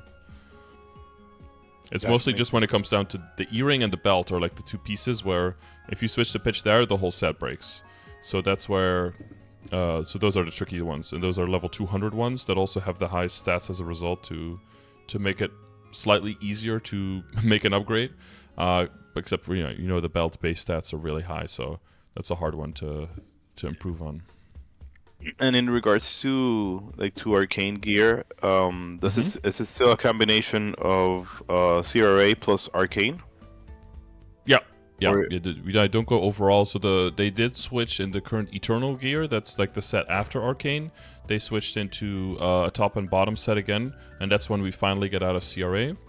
And then there's a whole like strategies there, because usually at that time you're also liberated, and the weapon from Black Mage is a lucky weapon, so it does synergize in the set bonus with both CRA and with Arcane. So you get both of the set bonuses. They get the 4 set from CRA and the 5 set, from Arcane. Which is, I think, I'm switched to pitch now, so it's a little bit of a bad example. But yeah, you can see here, right? So it's part of the Eternal set because of the hat. So I broke up the CRA set now because I hit the Eternal hat. But you have to get pretty good Eternal hat in order to do that, because you're not only breaking up you're not only getting rid of all the stats of probably pretty strong CRA hat, but also you're breaking up the 30% boss damage set bonus synergy in favor of only a 10% boss damage and weapon attack synergy with the weapon, because the weapon is also seen as a part of the Eternal set. So you don't need like 3 before they switch. But what some people also do is they try to get all the pieces first and get them all to like 17 and then walk them up 1 star at a time kind of thing. But then there's a lot more like switching back in case if something booms. Plus it takes a long time to even get to your first piece. So it'll take even longer to get all 3 at 17 before you switch. So a lot of people are just like, I'll just try to tap the first one and see if it goes kind of thing. But that's like another level of set bonus synergy, a little bit further than what you're working on right now. But yeah, for Arcane, it's the same pieces as Abzo, they just get replaced by Arcanes, and built I think around for me, the logical step, not trying to look very ahead of the game, would be to upgrade the Absols to Arcane. And stay there for a good while. Practice those bosses. Maybe do the easy a little bit just to get used to the mechanics, right? Move into normal. You can always do practice mode, right? In the summer, we should get the practice mode with the temp buffs as well, so that you can choose buffs like G skills and stuff like that, but you get like a practice mode version of them, so that when you get out they just disappear, but your actual skills don't go on cooldown, so you can get a more realistic feel of what the boss fight would actually be like if you had your buffs on, in terms of timings and how strong you are, that kind of thing. So that's also extra value. And then the limit of amount of entries of regular and of practice will also completely go away. So that'll give you a lot more freedom to just fail as much as you want, so you can learn a lot, right? For sure. Yeah, I know that gear was going to be a interesting topic because there's a lot of things higher up in the chain that you should want to try to see how you can make a path into it. But given how you said that there are either the pitch boss or the Eternals are very far ahead in the game, I guess focusing on arcane and mastering those specific bosses would be the most logical next step. Yeah, like finishing Eternals is like insanely far, but starting with Eternals is not that far. Like theoretically, if you get to 270, you keep up with all your Cernium dailies. If you can get close to 200 total Sacred Power, you can start running easy Kalos pretty quickly. It's a pretty straightforward boss with parties that have enough damage, and you can start getting like half a piece of Eternal per week, and then in 20 weeks you'll have enough to buy one Eternal piece. And the 20 weeks seems daunting, but if you compare that to the average drop rate for pitch, it's actually quite a lot better. So, and you can start that pretty early now, so early that I think we'll have a whole generation of players pretty soon who never even goes to 22 Arcanes, because they're already going to start switching things into Eternals and trying to hit higher start Eternals, in the same way that we used to have people going like 19 and 20 and 21 and 22 Abzos before they could go into Arcanes. But now most people only go into 17 Abzos, because you can get into Arcanes so much earlier, and because the damage requirement of the Abzos just isn't there. Like, you'll sit on 17 Abzos and probably on like 21 CRA and like 20 Star Transferred Superior as you're transferring into Arcanes slowly, kind of thing. Okay, got it. You mentioning those like changes in the time. I remember the time where people were going nuts over Tyrant capes and gloves. Yep. Yeah, the gloves were a nightmare, right? Especially because there was like the invasion time was at a horrible time for people in the Pacific time zone, so they couldn't even log in during that time to speed up the time it took them to get the glove. Yeah, it was not a good idea. Yeah. And you had to get like 400 stones, I think it was, to just get one attempt, and then the glove could just boom from 5 to 6.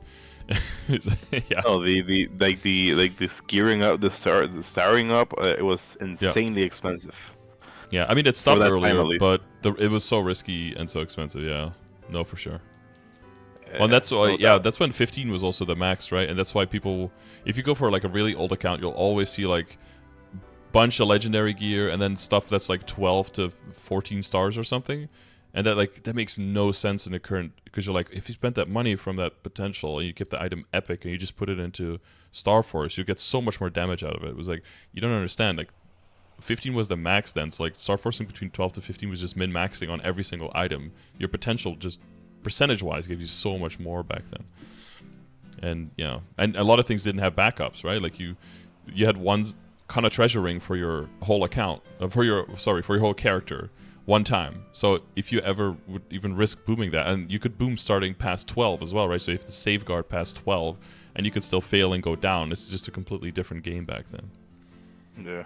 So you make different decisions. That's only normal. Yeah, that's why I went for the proc session, because I knew 3 years, almost 3 years, were going to be too much time. I know, for example, I have like a big amount of Dominator pendants. I don't know how that relevant that still is, right? Yeah, so that's the fodder for Superior, right? To try to get a high Star Force one and transfer hammer into Superior. So that'll be the Dominators or the Daybreaks. But those drop from Vihela and Saren, so that's later in the game. And then Daybreak is used typically as a second pendant if you don't have a old transpose, because they changed transposing as well, but I don't think you ever worked on that, right? I only have, the only thing I have transposed, well, I didn't actually transpose anything. I just have the face accessory and the eye accessory, but I never transposed anything. Yeah. They changed it so that the flame didn't transpose over anymore, which was not the biggest thing, but it was one of the determining factors whether or not the item could get strong enough to be stronger than something else now. But so now, typically for pendants, people go, in the beginning you have like Horntail and Mechanator, and then if you hit a Dominator, you use that one. Then you go into Superior, and then Superior and Dominator together is typically like the pendants for people for a long time, until they get into Daybreak. And then Daybreak replaces Dominator, not because it's much stronger, but because of the set bonus, because that's part of the Daybreak set, so that has the set bonus with the Slime Ring, or with the Twilight Mark, or both, if you have both of them. And then that'll make it a little bit stronger than Dominator, because at that point, you know, the boss accessory set from Dominator is either gone or just gets outclassed. And then the Dominator can transfer hammer into the Superior to bring the Superior up, and then you use the Superior plus the Daybreak together until you get the full pitched, right? And then you switch the Superior out for the Source of Suffering, and then you end up with Daybreak and a Source of Suffering. That's kind of like the pendant transition. Yeah. I think that's you mentioned the King Slime Ring. I think that's something I gotta work on. That was a boss that came in my hiatus. Yeah, normal slime will be doable for you, but it'll probably be pretty long run if you solo it. But it should be doable because it's also on a 3-minute. It's got a 3-minute test rotation, and your biggest burst is on 3-minute, right? So, and you have decent DPM, so if you learn to, it'll take some practice, but basically you're just slapping rocks to block portals, and then as soon as you have one portal blocked, you could just focus on damage, and dodging a lot. And then there's a mini test where slimes slide down, and you'll just have to, if they're green slimes, which is like 90+% of the time, you'll just have to guide them by putting down rocks that they'll bounce off of, and then they'll slide into the portal that you block, the same color. And then basically when he comes back after the test, he'll be stunned for a little bit, and then you can do like all the damage that you want for like 10 seconds and deal bonus damage to him during that time. So that's how you can really speed up the run, by doing the test properly. That's basically the whole boss fight. Yeah, I thought about I did the pre-quests I think yesterday. I thought about trying to get just random runs to see how the mechanics and patterns work. Yeah, I gotta work at that, yeah, for sure. Yeah, the portals will appear on the bottom half of the map, and then you have to go down and put down the rocks with just NPC chat, and then they'll just bounce off of it. So you just have to kind of look at the direction that it'll bounce. I think that slimes automatically go towards the side of the platform that's the longest, so sometimes you don't have to necessarily put the crystals down to get them to go the right way, but I usually just do anyway, just to make sure, because it's faster to just like place them all down than to determine whether it's like 45% of the middle of the platform, or. But if it's obvious, then you could technically skip it. But yeah, I like to be safe and just put down the crystals. If it's like top left or top right, it's very easy because you just place them like the rocks like kind of in the middle, and then it just bounces to the sides and it's done. But if they're bottom left or bottom right, you have to kind of like guide them through the middle first, and then once they hit the bottom, then you just send them one way basically. So then it's a little bit more work. But then once the slime goes in, you have to go all the way back to the top, and then basically you set up for your burst. And then, remember though, Groggy, like, so slime has this, will have this, where you do like a test properly, the boss will be stunned for a little bit. It doesn't count as a bind, but it is kind of a stage of the boss. So try to not bind him while he's already in that phase, because otherwise it'll like overwrite his stage, which will not only shorten the amount of time that he is incapacitated, but it'll also get rid of that bonus damage phase that he's getting. So you'll also cut into your damage. So really just use that 10 seconds until he like gets out of it, snaps out of it, and starts moving again. And then you can put a bind right after, so that you basically have like 20 seconds or 25 seconds of free reign of just putting in damage into the boss. Alright. It actually sounds like a different kind of boss. Well, a lot of bosses after this have that. Like Kalos, that I mentioned before, has that as well, where if you do tests completely, like he'll be groggy. And then the Origins all have the 6 job skills, right? All have built-in bind as well. That is also a different bind. So if you have the groggy first, and then you do the Origin bind, and then you do the regular bind, you can have a boss just incapacitated, even if you have like a Kana bind for like 35 to 40 seconds, that the boss is just stuck doing nothing. And then if you have enough damage, and you're just wailing on him, you can basically just take a whole chunk of his damage out and get him to the next test. And that's basically what E-Kalos is. If you have enough damage, you just go back to back, just damage, test to test, basically. Until you do normal Kalos, and then, you know, he starts getting up and starts doing a lot of shit, and you have to be a little bit more careful. Unless you're strong enough there, and you can almost do test to test on that one. But then you probably want to be doing Chaos Kalos, right? And that's why they have all the little difficulty levels of the bosses as you go up. Because then if you do normal Kalos, now you get a full piece every week. So now it's 10 weeks instead of 20 weeks in order to get a piece. And then if you do Sea Colors, then you get 2 pieces. So now it's 5 weeks instead of every 10 weeks, right? And then you can, start making much more eternal. That's how they get you. Yeah, that's how they get you. And then the higher ones drops like 3 or 4, but at that point you already have your eternal, so it's not really worth anything anymore. But then in non-reboot they can start selling the pieces, and then you start making a lot of money there, right? Yeah, but I guess for us, when you're like, let's say when you're your level, you're just min-maxing what you already have at that point, right? Mm-hmm. You're trying to get just perfecting your gear little by little when you get to that point. Yeah, I guess part of the game.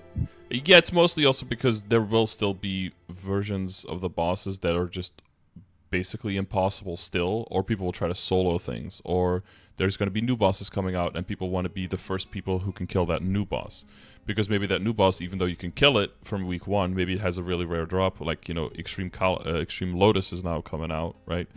And that one has a new pitched heart that will finish the set, where there is already a heart now, but it's a temporary heart, so you have to keep getting the drop.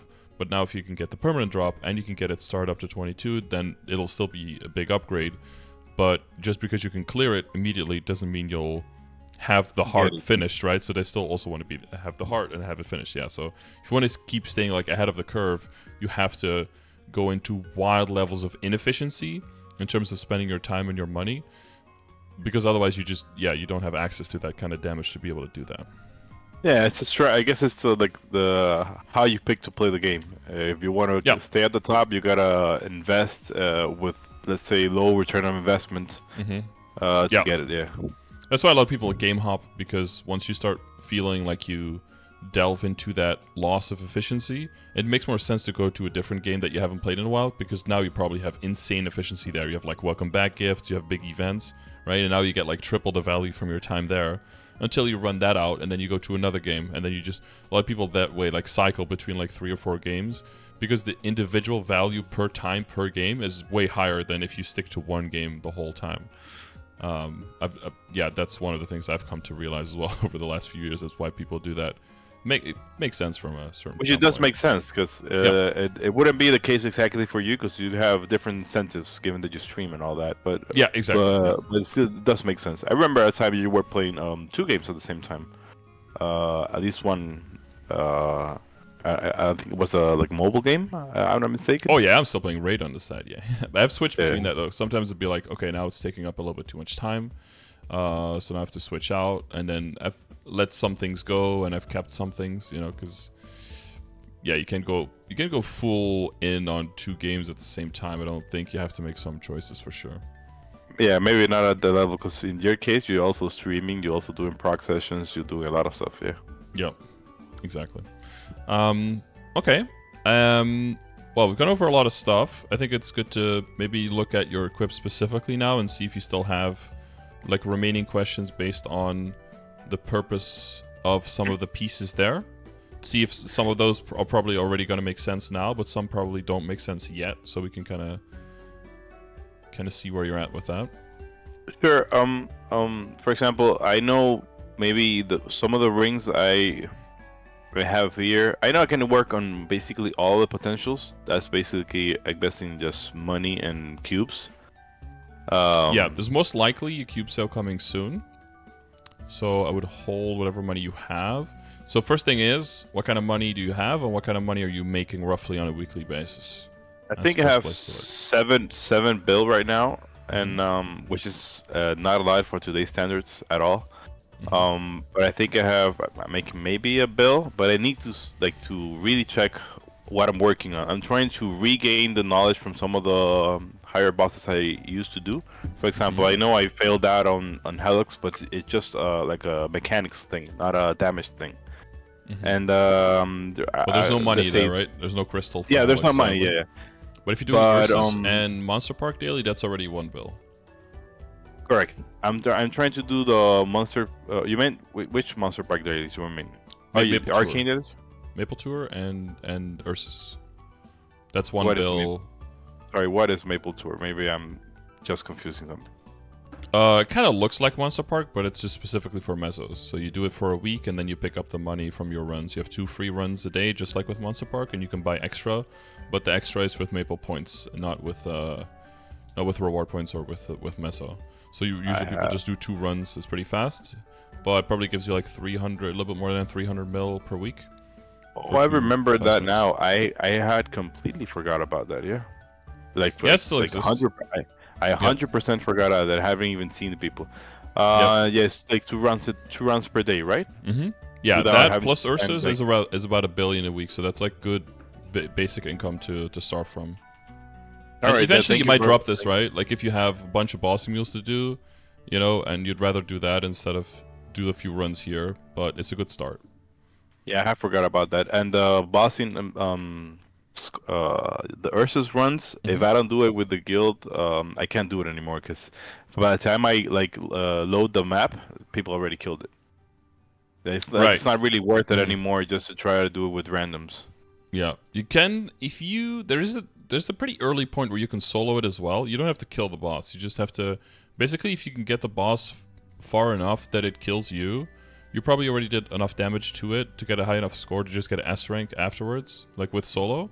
So if you do miss out on the run, you can also try that instead of just completely giving up on it, because it like high level people just go in, hit it twice, and then either get killed or you know, or they kill it, and then just get their money and get out again. Usually just run it like that.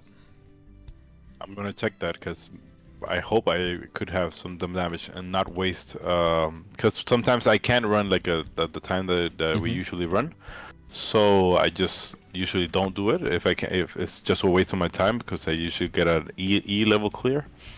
Yeah. Well, I'll Yeah, do exactly. That, Yeah, then you just get nothing. Like today, we Yeah. have I have a Black Mage run to go to, but it should be pretty fast. So I could run right after, or we could run right before. I think I'll run right after because I think it's a little bit later is usually good for most people rather than earlier. But yeah, the time can shift a little bit, and if you might be busy then, so definitely give that a try. That's fine. Yeah, that's fine. Like I said, I know that someday I can't make it.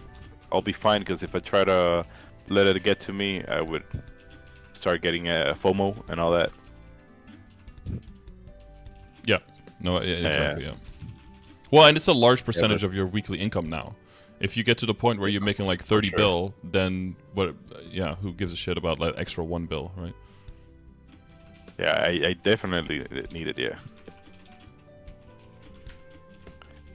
All right. You were saying regards to gear. I know how to work from the cubes and all that. Probably a cube sale, like you said, is coming soon. What are you aiming for with CubeSat? Like, in what order are you going to be looking for? Which project? I was just gonna ask that I would guess that the items I should focus on first should be the ones that will remain with me the longest time. Typically, yeah. But I could take any input from you if you think something is like higher up the chain from what I have right now. Yeah, there's the main 2 things, right? One is how long is it going to stay with you? That gives you efficiency in the upgrade, and the other one is like how much of an impact can it have on the damage, and that's another way of efficiency of meso, value for your money, basically, right? So those 2 things are going to be working at the same time. So since you know that the Abzo is going to go towards Arcane, the Abzo is probably going to stop a little bit lower than you would usually take a level 260 item, just because you know it's going to be replaceable and not going to stick with you as long. And then some other items that might have a lower level of just be a lower level, like let's say a Pink Holy Cup or something, you might go for a flame there that's higher than other items around the same level, but that's because the next thing here is a pitched book from Hard Will, and that might take a long ass time, so this one is going to stay with you longer, right? So that's kind of how you would organize them. Or like a Ghost Ship Exorcist badge, for example. It's a very interesting piece because you know you cannot get potential badges at all anymore in the game, and it being what it is and with good potential can actually outclass even the set bonus with the Genesis badge from Pitched, even if you have the whole set. So that means that we will eventually go for like 3-line, and a lot of people might even go for like double prime 3-line, go for like 33% on it.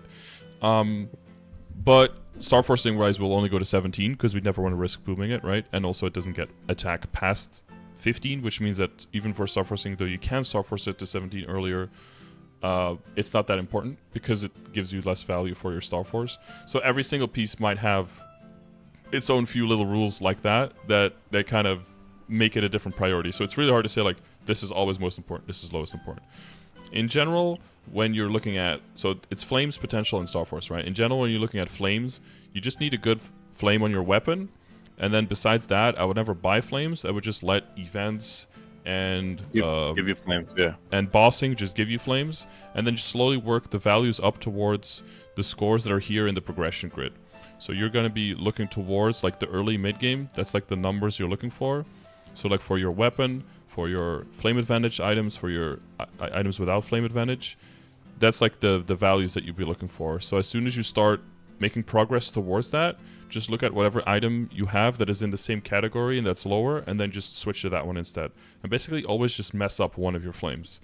One of your flames in your account has the right to just be garbage at any time because you're working on it, right? And then when it's no longer garbage, whatever is the next worst one, that one becomes garbage now until you fix that one. But yeah, general priority is just weapon, then high-level items with flame advantage, and then eventually, once those are really close to the number or even above the numbers that are there, then you can go to the items without flame advantage. So, yeah, stuff like your superior and everything, right? It's probably going to have really trash flames early on, but that's just because you get bad value for your flames for a long time, so you don't want to, definitely don't want to spend money, but not even your extra flames. And then when it comes to potential, it's typically like weapon, secondary, and emblem are top priority, right? So mostly because of how long they stick with you. Emblem sticks with you very long until Saren Emblem. Secondary sticks with you extremely long, even past that. And the weapon sticks with you decently long until you get Arcane Weapon, but also has the highest impact on your damage, or among the highest impact on all of your damage. So that's why it matches that description, because it gets up there. I have a question in that's regards where we to would that. look. Yeah. Mm-hmm. You went. I've seen mentioned a lot like nine 3 sets of number when you're talking about weapon, secondary, and emblem. What does that mean? Like the 900, 721. I know that you have a command for that, but I still don't understand like the specific numbers on the side. So basically, that is attack percent or magic attack percent is the first number. Second one is boss damage. Just amount of lines of boss damage, and the third one is lines of IED. So you want a healthy, basically for weapon, secondary, and emblem WSE, you just throw it onto one pile, and you just make the total of how many lines of attack do you have, how many lines of boss do you have, how many lines of IED do you have, and then every single class will have roughly a best in slot combination of those. So you know you will go for the ultimate goal of having all 9 lines being at least one of those 3, but nobody will have like 333 or something, because like 3 lines of IED is going to be too much for every class, and 3 lines of boss and 3 lines of IED will mean that you only have 3 lines of attack, so you're losing a lot of damage when you're mobbing. So that's not a good balance between the account. But if you're a bossing mule and you're not going to spend much money, but you end up rolling 333, that might actually be really good, because that's really good value. You probably rolled that pretty cheaply, and you have all the IED you need to hit the bosses, and you have all the lines doing something. That's insanely valuable for a boss mule. So depending on the purpose of the character, the context matters there a lot as well. So if you said it's magic attack, boss damage, and IED, right? Yeah, in that order, yeah. Or weapon attack, of course, if you're using a non-magic character, yeah. So using an example of the one I have like 2 lines of 2 or 3 lines in the weapon at least. Yeah, so you have a 110 on the weapon, and then a 020 on the secondary, and then a 200 on the emblem. So you have 330 right now. So that's 6 out of the 9 lines used, because they're all 2 line, which makes sense in this stage of the game. None in IED, which also kind of makes sense because you're no, you're not Ilium, you're Lumi. I always mess those 2 names up. And Lumi has decently high IED by itself, so you don't actually need more IED. And you can still get some IED from your familiars that'll round out your current IED, because I did see you need a little bit more, right? Because you are not super high. You do want to go above the 90s, right? If you look at the progression grid, the numbers, you do want to hit up until the 90% plus on the functional. So there is some gains to be made there, but familiars will get you there pretty closely. Event skill right now will get you there pretty closely, and then building out your your Legion grid more to specifically make that setup, because you may have not been in an IED setup there, will help you get towards like 90 to 93, around that point where you want to be. So that's where I remember I used to have it bigger. I don't know why it's lower now. something Maybe might have it's the unequipped buffing. or some preset or link skills off, something like that, or a little bit of everything, and then then it'll make a big difference. Or a hyperstep preset, right? If you make a hyperstep preset for mobbing, you take all of the IED out, right? Because bosses don't have PDR, monsters don't have PDR, at least not that much that it matters. And then you can go into EXP obtained and into normal monster damage, and then in the bossing setup you can go for boss damage and IED. You essentially just switch those two out. Yeah, I need to check. I used to. I think I had 90 before. I need to check what changed, but I'm just looking at a 2-year-old memory, so I don't know. Yeah. So if you look at like it being all of the WSE is 3 lines, that's essentially good. That's where you want it to be. So, but then you can still look at the individual pieces to see if it makes sense, right? So like, yeah, the boss damage on the boss damage line on the weapon is actually kind of shit, because it's a 20% line, and right now, even if you were to re-roll that, 20% line doesn't exist anymore on Legendary. That's at least 30. So if you were, so that 1-1 is not actually as the same as a regular 1-1. This is more like a 1 2/3, right? Yeah, got it. So there's some loss there, and then the 1-1 is the same thing for your secondary. This is also 20% there. That's also 1 2/3. So basically you're below the 2 lines on everything.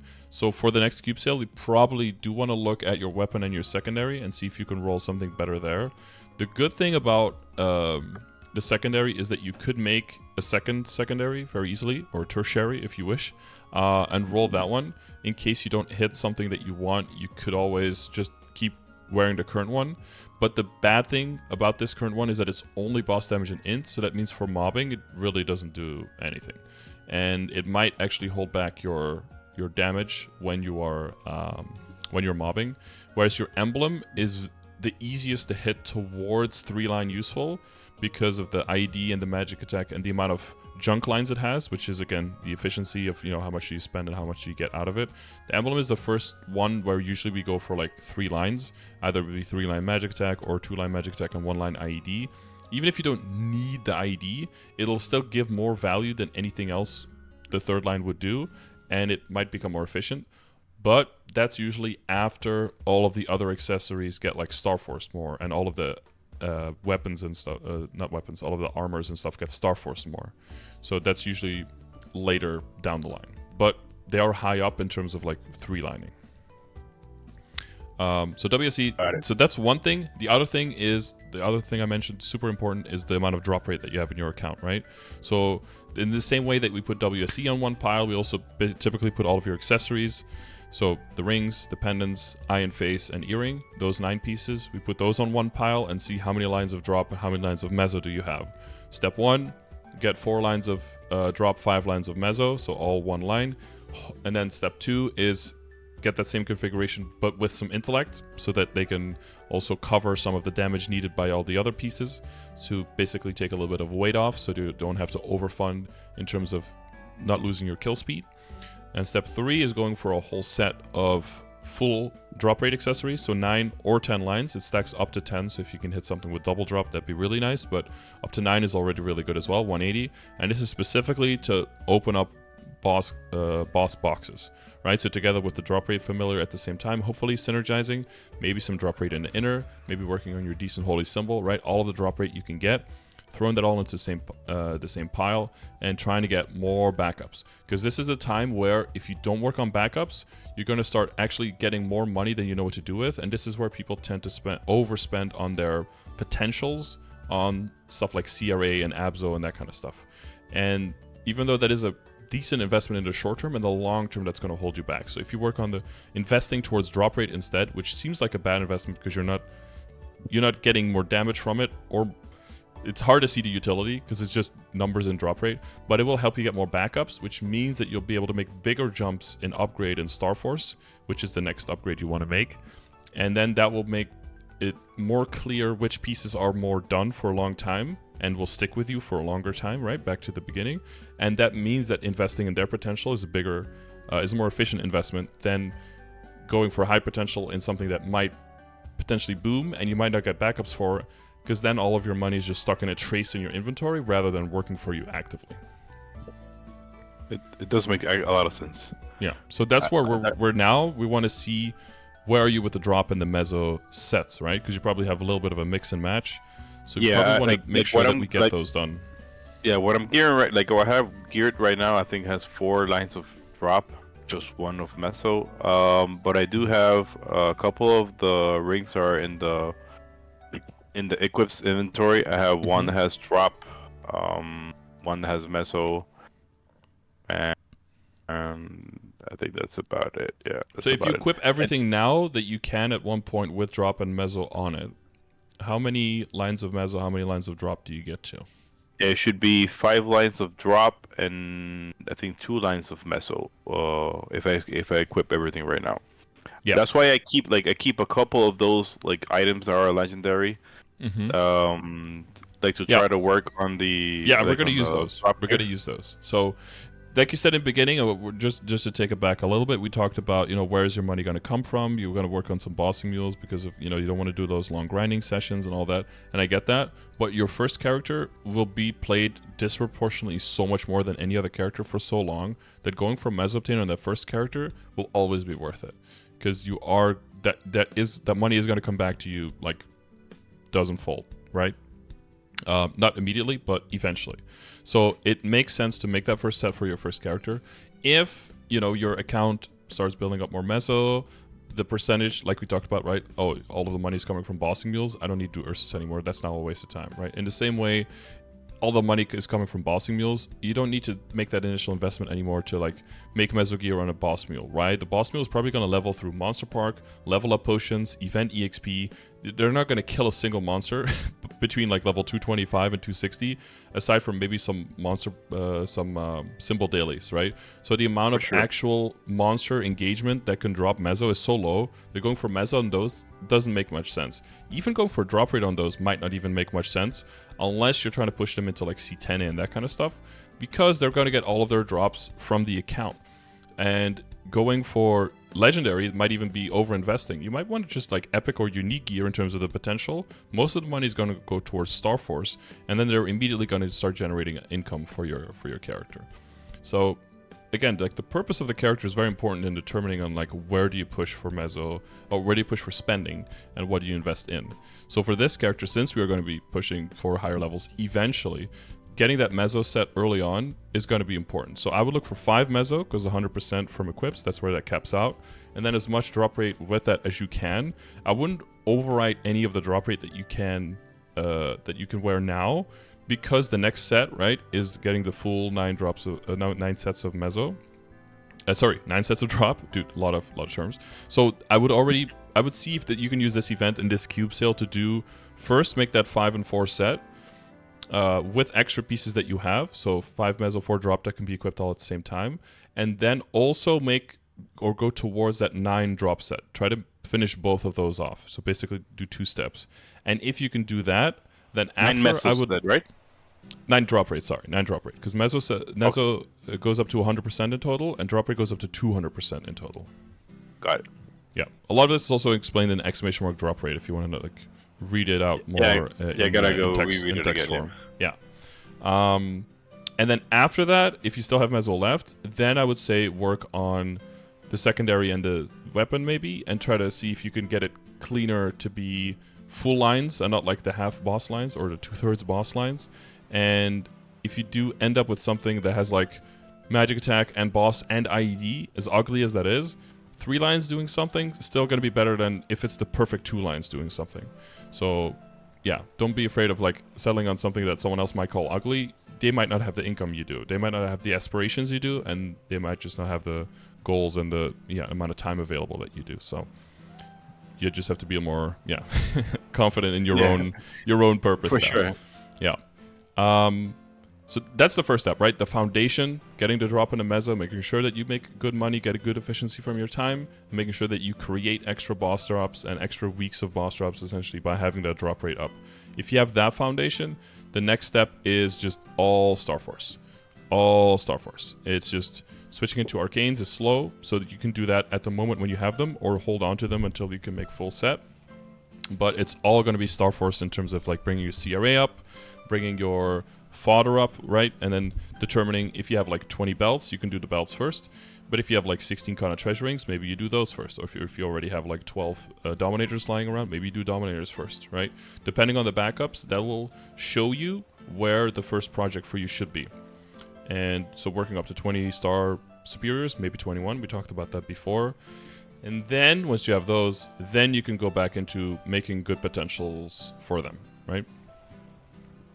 So star forcing does really push a lot of gains more than Insane reworking amounts. the perfected. Yeah.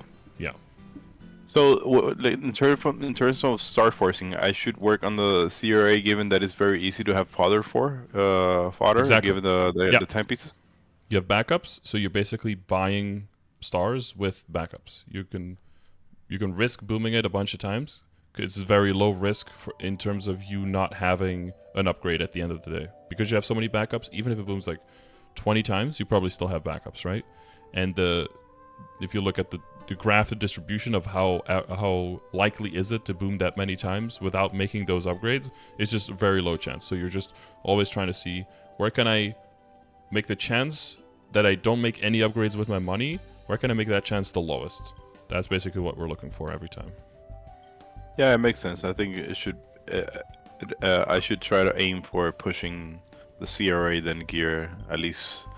I don't know, 19 stars, 20 stars, 21 stars. Yeah, so given that typically I have so if you're not transfer hammering, you can just go 1 star at a time. With the one exception of 19 to 20 is less efficient than 20 to 21 because you kind of drop below 20, right? So you would go for CRA, typically we go like all 17, then like 18, 1 at a time, just all to 18, then 19, and then 1 at a time to 21. Just to make sure that you don't end up like, you could have enough money to get all of 3 to 21 mathematically, but if you try to get 1 to 21 at a time and you get unlucky on that first piece, then the rest is also left at 17. But if you go 1 star at a time first to get those easy upgrades, and they all get to 19, and then you get unlucky on the first one, then at least the second and the third one both went to 19, so you still gain 4 stars, right? So again, minimizing the chance that you don't make any upgrades, because the longer you go without making any upgrades with making money, the more depressed that will make you, because mentally that will be draining, because it's like, I just played this game for like 3 months and I just lost a star or something. But to me, that's a red flag. If anyone says like, I spent 80 bill and I lost a star, to me that sounds like they took unnecessary risk, because that will just never happen to me. But I'm very risk averse, so I'm on the complete opposite side of that. I'm seeing like, okay, if there's even like if I'm trying to go for 21 to 22, I want like 7 backups, and if I don't have at least like that many, I'm just not doing the upgrade. But that goes back to I have a big account and everything is set up well, so I don't need that upgrade. I would just want that upgrade. So if I'm going to go for it, it's because I both want the upgrade and it makes sense with how much I have, not because I need it. It's a different angle of coming at it. Yeah, the strategy is that you're prepared to lose it if you have to lose it or replace it. Yeah. Mm-hmm. Exactly. Yeah, it does make sense. I am risk averse in that sense. I think that's part of the reason why a lot of my stuff at that time, to a couple years back, stayed at 17. Because after that, it means having all the backup systems and having all the money to replace it. And at that moment, I felt like I lost one of those pieces. I didn't have enough to replace it right again, and it would just be detrimental to the whole gear. Yeah, there is a place though where risk aversion can actually become more risky. So what some people do is they'll use bright cubes, for example, because they don't want to lose their current potential. But if you look the expected cost sometimes of hitting the same potential with glowing cubes by just rolling over it, that's kind of like what I was talking about with flames, right?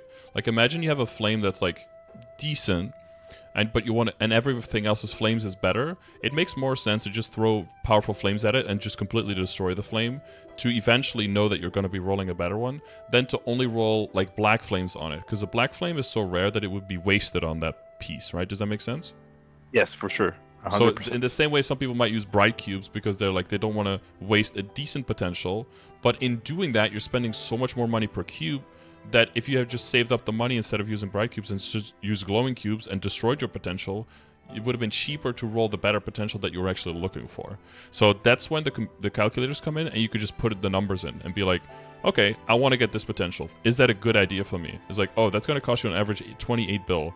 And it's like, oh, that's like 6 weeks or 7 weeks or 8 weeks of my meso for one piece to gain like 3% stat. Does that make sense?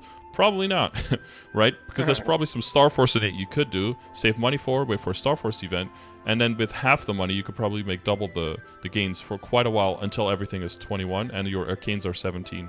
And then the next step is probably walking your arcanes up 1 star at a time to 19. Because what I thought that I just want to finish is like, so if you're if you're just going to be tracing, if you're not Star Forcing 1 star at a time, right? 19 to 21 exception. If you are going to be transfer hammering, you want to make big jumps, because otherwise you have to redo your pot every single time, right? And that makes it a whole lot more expensive.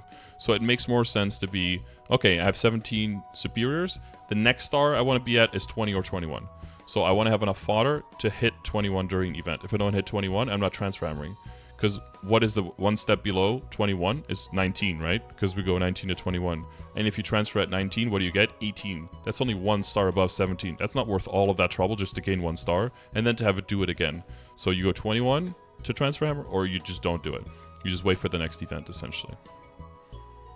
That makes sense. You gotta commit to the strategy, whichever one you're gonna do, depending on your risk aversion. Yeah, your risk exactly. tolerance. Yeah, and if you don't make any, try to make it so that, try to think about like what is the upside, like what if it does work, then what do I do? And if the downside, if it fails, what do I do? And I always try to like minimize the downside and maximizing the upside. And if there is no way to get a really big upside, then maybe this is not the right event. Maybe just skip this event.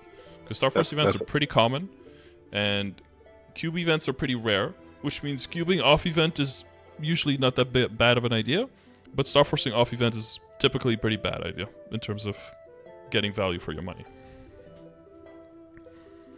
Oh, I'll keep it in mind. I think the next step would be working on CRA and feeling those gains.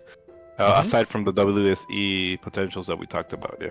Yeah, so there's WSE and then all of the drop rate stuff, right? Definitely work on that. Yeah. And then there are definitely some small potentials here and there, because like you have like VMark here, but it just has like decks. I would look at like, see if there are some pieces that are already invested in that are legendary, that maybe with just like 5 or 10 cubes you can get like some stat from, some easy gains, stuff like that. Or you have like a legendary Dominator pendant that just doesn't really have anything on it, I saw. If that one, that one can just get you your drop probably, right? Or meso, whatever you still need. But if it ends up rolling intellect and like a decent amount, so decent amount, I would say if it's more than 2 lines, if it's more than 21%, then I would keep it for intellect instead probably, and then fit it into your set. And then you can maybe re-roll another piece that you have. But as long as it's 21 or lower, that's really, really cheap to re-roll. So I would really prioritize getting the drop and the meso. And then, yeah, so, yeah, that would be the order I would say. And then the next thing is to look at event calendar. There's one 5, 10, 15 coming up, which would be good for Star Forcing. But it's the last week of this event. And the next event we know is Dreamer, and that most likely is going to have a Shining event in it, which is 30% off and 5, 10, 15 at the same time. So it'll save you even more money. So I would probably skip your upcoming 5, 10, 15 and just work on saving more and more and more money. And then in the summer, Shining Star Force, then go hard on trying to get your CRA and maybe some fodders up to 21. Yeah, makes sense. I was gonna ask, is it realistic to try to think about items like double lines for meso drops, or not as a goal, but if you hit it, then you definitely want to reassess your whole set and build a set around it. But right now, as a purpose, that is like, if you check exclamation mark drop rate, that is the next step. So that's usually when you're in this set of like if you're waiting for Star Force events and you're waiting for like arcanes and that kind of stuff, but you still have money. Like I said, cubing off event is not that bad. That's typically higher priority. If there's a lot of time in between Star Force event and you're gonna, you maybe don't even have enough projects to work on, that's when you can start working on hybrid pieces.